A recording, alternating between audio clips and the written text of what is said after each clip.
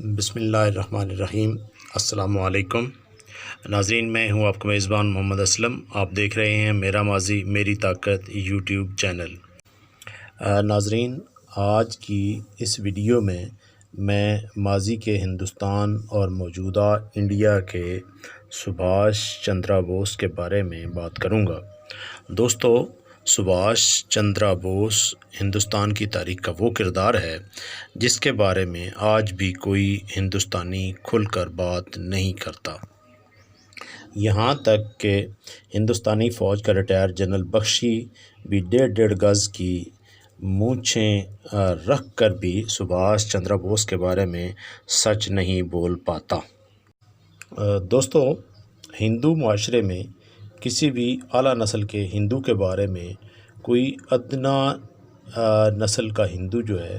وہ بات نہیں کر سکتا، کیونکہ ہندو معاشرہ اسے اس بات کی اجازت نہیں دیتا۔ اعلیٰ نسل کے ہندو جتنے مرضی بے وقوف ہوں، یہاں تک کہ اعلیٰ نسل کے ہندو پاگل بھی ہوں، تو انہیں ادنا نسل کے ہندو نہ تو بے وقوف کہہ سکتے ہیں اور نہ ہی پاگل کہہ سکتے ہیں۔ سبھاش چندرا بوس کا معاملہ بھی کچھ اسی طرح کا معاملہ ہے۔ بنیادی طور پر سبھاش چندرا بوس ایک بے وقوف اور احمق اونچی ذات کا ہندو تھا، مگر ہندوستانی معاشرے میں سے کسی میں یہ جرت نہ تھی کہ اسے بے وقوف اور احمق کہتا، کیونکہ سبھاش چندرا بوس ایک طرف تو اونچی نسل کے ہندو گھرانے سے تھا،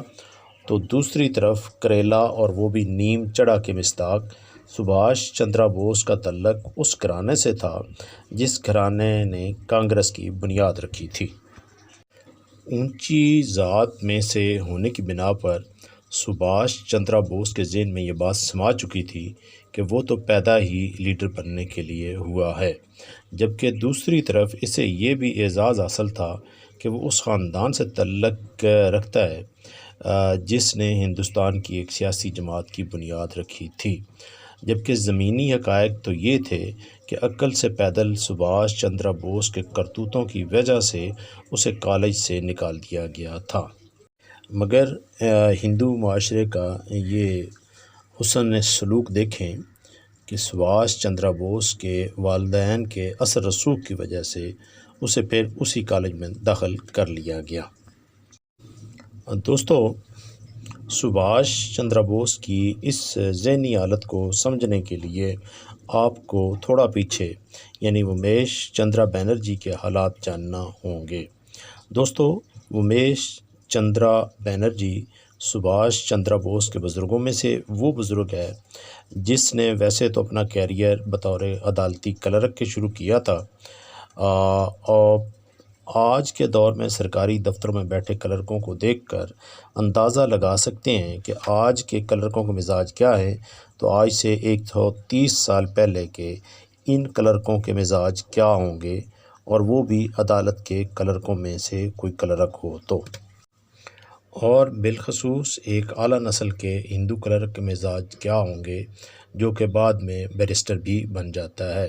اور یہی کلرک سے بیرسٹر بننے والا امیش چندرا بنرجی کانگریس کا فاؤنڈر ممبر بنتا ہے۔ امیش چندرا بنرجی بعد میں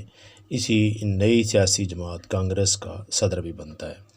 اب اندازہ لگا سکتے ہیں کہ اس خاندان میں پیدا ہونے والے سبھاش چندرا بوس کا مزاج کیسا ہوگا۔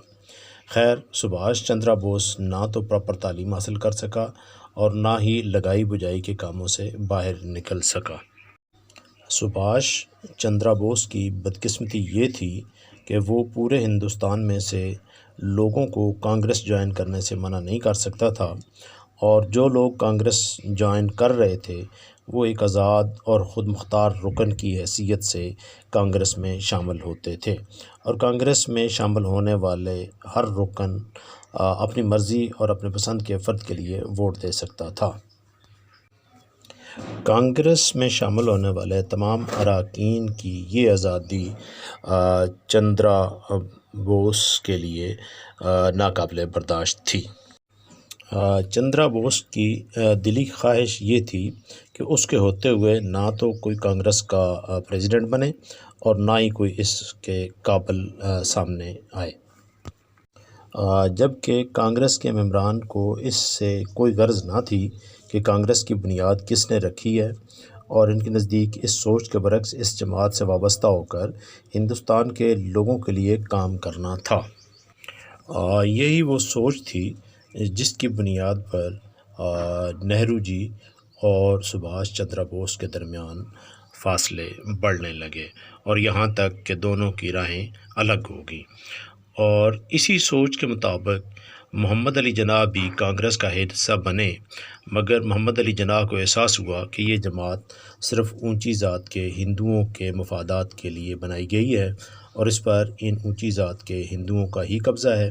اس جماعت میں عام ہندوستانیوں اور مسلمانوں کے لیے کوئی جگہ نہیں ہے،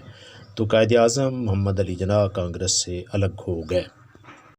جبکہ سبھاش چندر بوس کانگریس کے صدر بن گئے۔ ایک احمق شخص جب کانگریس کا صدر بنا تو اس کے پاؤں زمین پر نہ ٹکتے تھے۔ سبھاش چندر بوس کے پاس کانگریس کی صدارت تو 1 سال کے لیے ہی رہی، مگر سبھاش چندر بوس نے کانگریس کی صدارت سے کانگریس کا عام کارکن بننا پسند نہ کیا، اور یوں کانگریس انڈیا کی صدارت سے جب سبھاش چندر بوس کو الگ کیا گیا تو سبھاش چندر بوس نے کانگریس اور کانگریسی اراکین سے بغاوت کرتے ہوئے کمیونسٹ پارٹی جوائن کر لی۔ سبھاش چندر بوس کمیونسٹی کی اعلیٰ تربیت کے لیے براستہ کابل اور ماسکو برلن پہنچا، ہٹلر سے ملا اور ہٹلر سے معاہدہ کیا کہ تم میری مدد کرو تو میں ہندوستان میں سے انگریزوں کا جینا حرام کر دوں گا۔ دوستو، ہٹلر نے سبھاش چندر بوس کو اپنی آواز پورے ہندوستان میں پہنچانے کے لیے heavy frequency radio network دیا۔ یہ ریڈیو نیٹ ورک اتنا ہائی پاور تھا کہ اس کا ریلے سینٹر موجودہ پاکستان کے علاقہ وزیرستان میں تھا، اور اس ریلے سینٹر سے لہریں سنگاپور اور جاپان تک جاتی تھیں۔ ماسکو اور برلن نہ صرف سبھاش چندر بوس کی مالی مدد کر رہے تھے بلکہ ساتھ ساتھ اس کی تمام تر ایکٹیویٹیز مانیٹر بھی کر رہے تھے۔ دوستو، ماسکو اور برلن نے جب یہ دیکھا کہ ہندوستان کے لوگ سبھاش چندر بوس کو سننے لگ گئے ہیں تو ماسکو اور برلن نے ایک نیا فیصلہ کیا، اور وہ فیصلہ یہ تھا کہ سبھاش چندر بوس کو ہندوستان میں بھیجا جائے، اور سبھاش چندر بوس ہندوستان میں رہ کر ماسکو اور برلن کے لیے کام کرے۔ سبھاش چندر بوس جیسا عقل سے پیدل اور ہندوستانیوں کا بابا قوم بننے کا شوقین شخص برلن اور ماسکو کے ٹریپ میں آ گیا، اور واضح رہے کہ سبھاش چندر بوس ہندوستان سے افغانستان تک تو چوری چھپے گیا تھا، مگر کابل سے ماسکو تک باقاعدہ روسی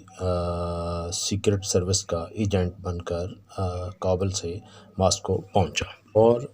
ماسکو سے برلن تک بھی بطور سیکرٹ سروس کے ایجنٹ کے طور پر ہی اس نے سفر کیا، اور برلن میں ایک سیکرٹ سروس کے ایجنٹ کے طور پر ہی اسے متعارف کروایا گیا۔ جرمنی نے سبھاش چندر بوس کو ایک سیکرٹ ایجنٹ کے طور پر روس سے وصول کیا، اور جب تک سبھاش چندر بوس جرمنی میں رہا تب تک ایک سیکرٹ ایجنٹ کے طور پر ہی رہا، اور جب برلن نے اسے جرمنی سے جاپان بھیجا تو بطور سیکرٹ ایجنٹ ہی جاپان کے حوالے کیا۔ دوستو،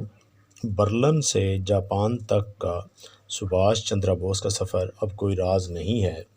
وہ لوگ جو سبھاش چندر بوس کے اس سفر کے بارے میں نہیں جانتے، ان کے لیے عرض ہے کہ سبھاش چندر بوس کو جرمنی سے جاپان پہنچانے کے لیے ایک آبدوز کا بندوبست کیا گیا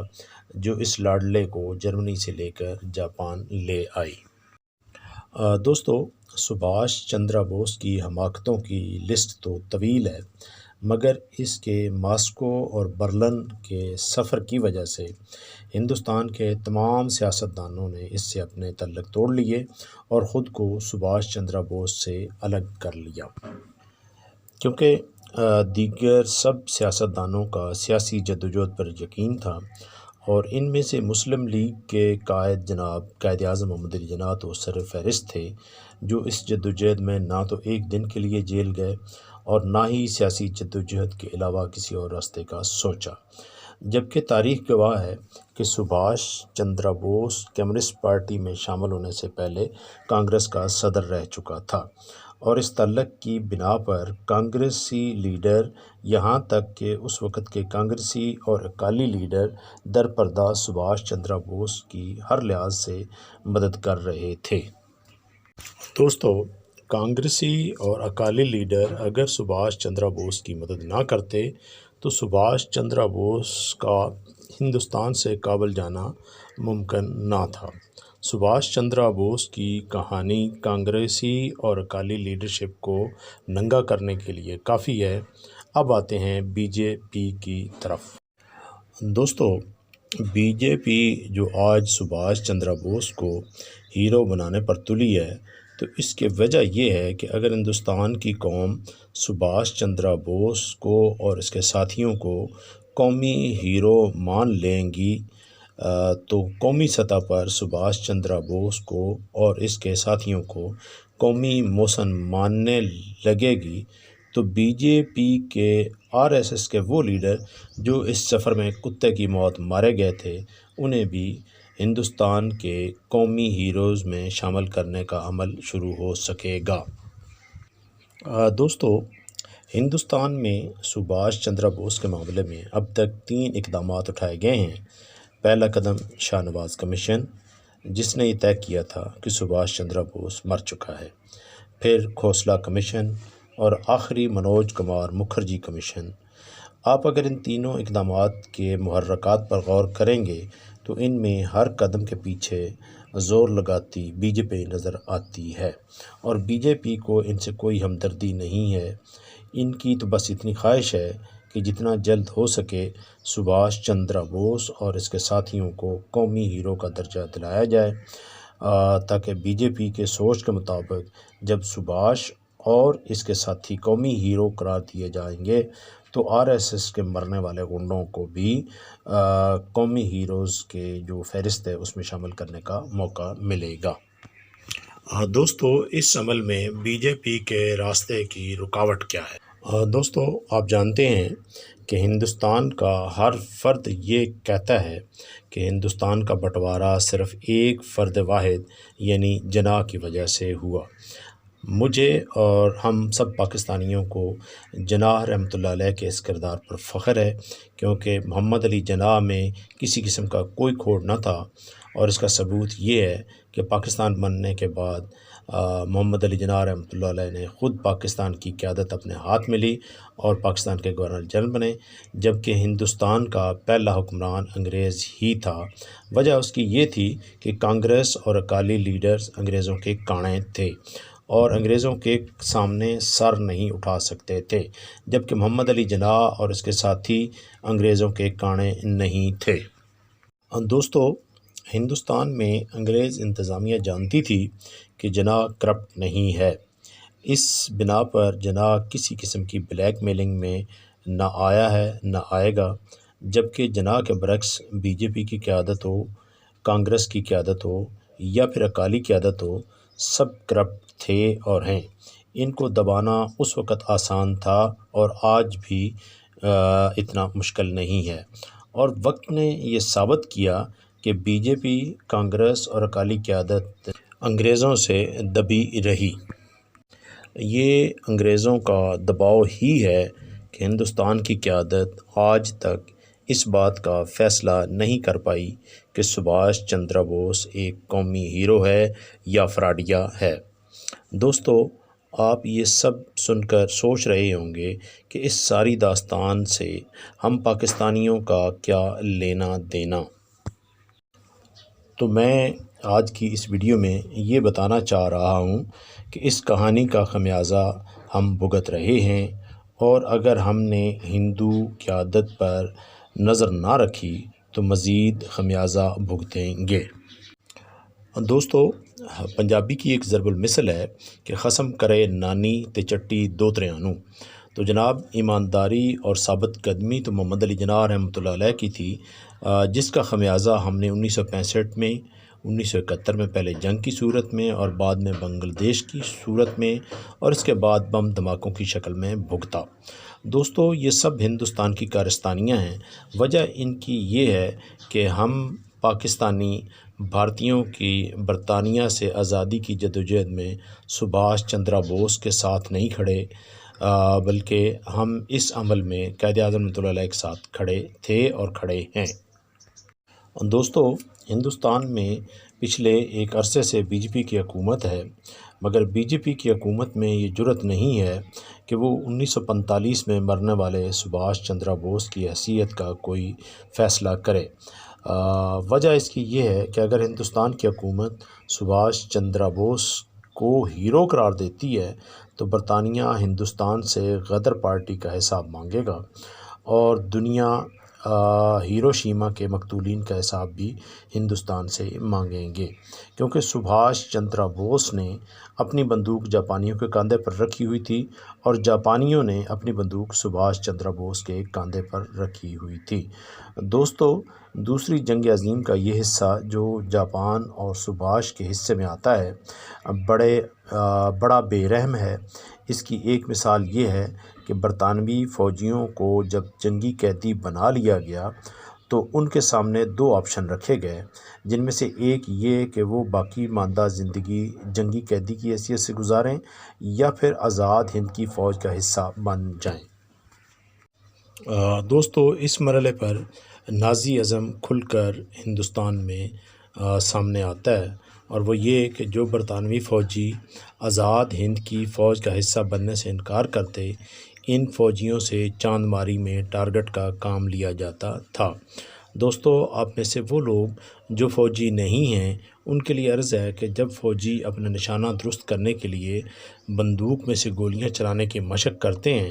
تو فوجیوں کے اس عمل کو چاند ماری کا نام دیا جاتا ہے۔ فوجیوں کے اس عمل میں ایک تو وہ فوجی ہوتا ہے جس نے اپنا نشانہ درست کرنے کی مشق کرنی ہوتی ہے، اور دوسری بندوق اور گولیاں ہوتی ہیں، جبکہ سامنے ایک فرضی یا مصنوعی ہدف لگایا جاتا ہے جس پر گولیاں مار کر فوجی اپنا نشانہ درست کرتا ہے۔ سبھاش چندرا بوس اور جاپان کے اشتراک سے معرض وجود میں آنے والی INA یعنی انڈین نیشنل آرمی کے فوجی جب چاند ماری کے اس عمل میں سامنے زندہ قیدیوں کو کھڑا کر کے ان پر آزاد ہند فوج کی طرف سے فوجی اپنا نشانہ درست کرتے تھے، اور یہی عمل نازیوں کا تھا۔ یہ عمل ہندوستان کے وہ فوجی جو اس وقت برطانوی فوج کے حصہ تھے کبھی بھی نہیں بھولیں گے، اور نہ ہی تاریخ انہیں بھولنے دے گی۔ آزاد ہند فوج نے اپنے اس طرز عمل سے کوئی 23,000 قیدیوں کو جو کہ فوجی قیدی تھے، جنگی قیدی تھے، ان کو موت کے گھاٹ اتارا۔ اس طرح کی چاند ماری کا نشانہ بننے والے ان 23,000 فوجیوں میں آپ سمجھ لیں کہ 90% سے زیادہ ہندوستانی فوجی تھے جو ان کے بھائی ہی تھے، جبکہ ان کو اپنے بھائیوں پر بھی ترس نہ آیا اور رحم نہ آیا۔ دوستو اگر ہندوستان کی کوئی بھی حکومت سبھاش چندرا بوس کو قومی ہیرو قرار دیتی ہے تو دنیا بھر کے ادارے ان 23,000 جنگی قیدیوں کے قتل عام کا حساب لینے کے لیے تیار بیٹھے ہیں۔ دوستو اب آتے ہیں اس طرف کہ اس مدعے کو اب 77 سال گزرنے کے بعد پاکستان کی طرف کیوں موڑا جا رہا ہے۔ تو دوستو گزشتہ کچھ عرصے سے کچھ ہندوستانی بنگالی سبھاش چندرا بوس کی کہانی میں ایک نیا ٹوسٹ دینے کی کوشش کر رہے ہیں، اور وہ یہ کہ آزاد ہند فوج کی تعداد 90,000 کے قریب تھی، اور ان میں سے 30,000 کو تو وہ فریڈم فائٹ میں مارے جانے والوں میں شامل کر رہے ہیں، جبکہ وہ کیسے مارے گئے میں آپ کو بتا چکا ہوں۔ جبکہ بچ جانے والے 60,000 کے بارے میں وہ کہتے ہیں کہ ان میں سے 30,000 افراد کو سمندری راستے سے کراچی بھیجا گیا، اور جبکہ باقی 30,000 افراد کو بذریعہ ٹرین ملتان بھیجا گیا۔ مور اوور کے طور پر بی جے پی اور کمیونسٹ پارٹی کے اراکین شکوہ کرتے سنائی دے رہے ہیں کہ کراچی اور ملتان اب چونکہ پاکستان کا حصہ ہے تو پاکستان اس سلسلے میں ہمیں کچھ نہیں بتا رہا کہ ان 60,000 افراد کا کیا بنا۔ تو ان کے لیے عرض ہے کہ جناب یہ اگست 1945 کا وقوعہ ہے اور اگست 1945 سے اگست 1947 تک ہم بیسینی آزاد نہیں تھے۔ اس وقت جو حکمران تھے ان کی حکمرانی کو تم انڈینز نے بعد میں بھی تسلیم کیا اور ان کو کنٹینیو کیا، جو کہ ریکارڈ کا حصہ ہے۔ تو جب وہ آپ کے حکمران تھے، پاکستان الگ ہو چکا تھا، تو ہمت کرتے ان سے ان 60,000 قیدیوں کے بارے میں پوچھ لیتے، اور شرمانے کی یا ان سے نہ پوچھنے کی وجہ سمجھ نہیں آ رہی۔ اب بھی برطانیہ کوئی دور نہیں ہے، برطانیہ کے ساتھ آپ لوگوں کے تعلقات اچھے ہیں، ان کو پوچھ لیں کہ وہ 60,000 قیدی کدھر ہیں، جبکہ پاکستان میں تو اس قسم کا کوئی قیدی موجود نہ تھا نہ ہے۔ آپ کے بقول ان 60,000 قیدیوں کا کوئی سراغ نہیں ہے، تو یہ لارڈ ماؤنٹ بیٹن سے پوچھیں جو ہندوستان کا حکمران تھا۔ ہم پاکستانیوں کا اس معاملے میں کیا لینا دینا۔ دوستو، یہ تھے سبھاش چندر بوس، جنہیں لیڈر بننے کا جنون تھا، اور اس جنون میں موصوف نے 90,000 سے زائد ہندوستانی فوجیوں کا کورٹ مارشل کرایا اور جاپان کے ساتھ مل کر ہندوستان میں نازیوں کا کردار ادا کیا، اور اپنے ان کرتوتوں کی بنا پر ہیروشیما پر ایٹم بم گروانے کا باعث بنا۔ امید ہے آپ اعلیٰ ذات کے اس ہندو کی ذہنیت بارے میں کچھ نہ کچھ جان چکے ہوں گے، جس کے پیار میں بی جے پی مری جا رہی ہے۔ بی جے پی کو سبھاش چندر بوس سے صرف اتنی غرض ہے کہ بی جے پی سبھاش چندر بوس اور اس کے ساتھیوں کی آڑ میں بی جے پی اپنے غنڈوں کو بھی ہندوستانیوں کے ہیروز بنانے کی کوشش میں مصروف ہے۔ اپنے میزبان محمد اسلم کو اجازت دیں، ملتے ہیں بہت جلد کسی نئی ویڈیو میں۔ دعاؤں میں یاد رکھیے، ویڈیو کو لائک کریں، ویڈیو کو دوستوں تک شیئر کریں۔